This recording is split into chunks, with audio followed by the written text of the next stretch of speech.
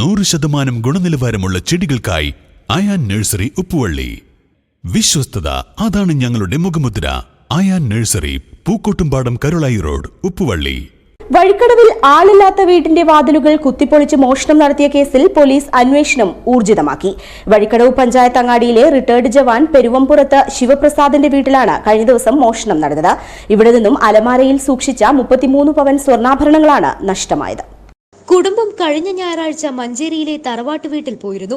സമീപം താമസിക്കുന്ന ശിവപ്രസാദിന്റെ ഭാര്യ മാതാവ് ശനിയാഴ്ച രാവിലെ 9 മണിയോടെ വീട്ടിൽ ചെന്നപ്പോൾ വാതിൽ തുറന്നിട്ടത് കണ്ടപ്പോഴാണ് മോഷണ വിവരം അറിയുന്നത്.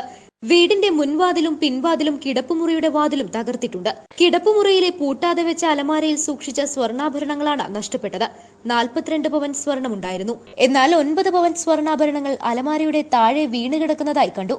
സംഭവത്തിൽ വഴിക്കടവ് പോലീസ് കേസെടുത്ത് അന്വേഷണം ആരംഭിച്ചു. നിലമ്പൂർ ഡിവൈഎസ്പി വർഗീസിന്റെ നേതൃത്വത്തിൽ പോലീസ് പരിശോധന നടത്തി. മലപ്പുറത്ത് നിന്ന് ഡോഗ് സ്ക്വാഡും ശാസ്ത്രീയ കുറ്റാന്വേഷണ വിഭാഗവും സ്ഥലത്തെത്തി പരിശോധന നടത്തി. പോലീസ് നായ വീടിന് മുന്നിലൂടെ വന്ന് പ്രധാന റോഡായ KMG റോഡിലൂടെ പഞ്ചായത്ത് അങ്ങാടിയിലെ പെട്രോൾ പമ്പിന് സമീപം വരെ ഓടിയെത്തി. News bureau, Edakkara. സ്വന്തം ഹൈസ്പീഡ് ഇന്റർനെറ്റ്, നമ്മുടെ സ്വന്തം ഇന്റർനെറ്റ്.